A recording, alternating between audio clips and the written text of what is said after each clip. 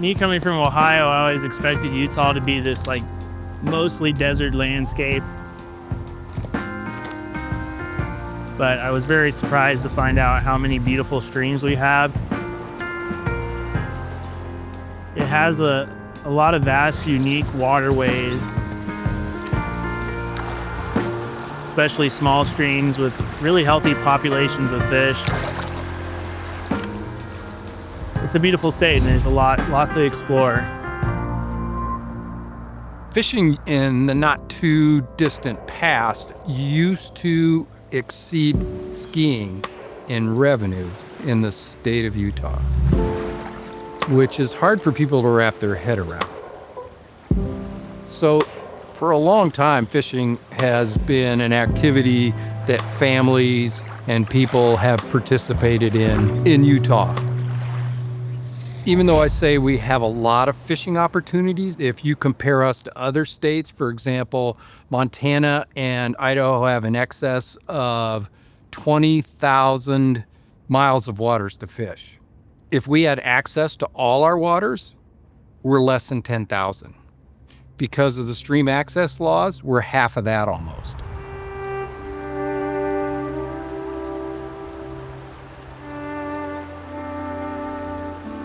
Two years before the Public Waters Access Act was passed, the Supreme Court of Utah unanimously said the public should be allowed to touch the beds of all waterways in the state, regardless of who owns the bed, and that would include privately owned stream beds. But that Supreme Court decision was effectively overruled by the legislature. The public owns the water while it's in the river itself. It's a shame we can't use it for recreational purposes. The impact now and the lack of access that we're experiencing more and more as some of these properties get purchased and those opportunities go away is significant. It's our resource. We own the water, we own the fish. And arguably, we own the riverbed, and that's what we're gonna try to sell here pretty soon. It was used for commerce. It's a highway of commerce. It's a navigable river. We own the bed to the ordinary high water mark. In our court cases that we've won, especially the one on navigability, they're not new laws. They just recognized what's always been there. So private property owners never did own the stream bed. You know, they bought the property, they were sold the property and told that, but in reality, they never owned it. So it's not like it's a new law. It's just recognizing a public right that has always been there. When you move to Utah, you think of a lot of fantastic outdoor opportunities, but if there's not enough public land to spread us out, you know, it kind of spoils it. We're working on really tight parameters of where we can take our clients fishing. It makes it very tough to do my job. You know, we have emotional ties to these places.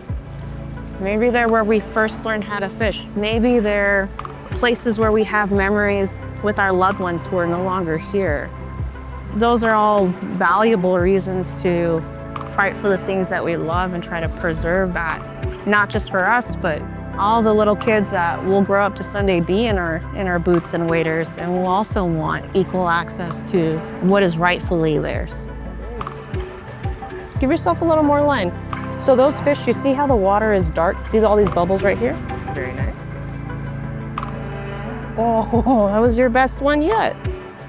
The future generations just won't know that these places are here because they could never come here in the first place. And they won't find the beauty and the wildness of these rivers and the fish that are here, and they won't have that drive to make sure that it stays healthy, that the fish are healthy, if they can't come here in the first place.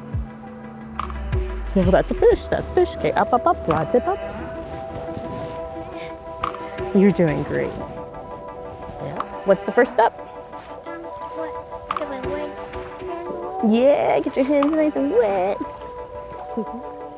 I really hope that the state wants to figure out ways to preserve everything for future generations.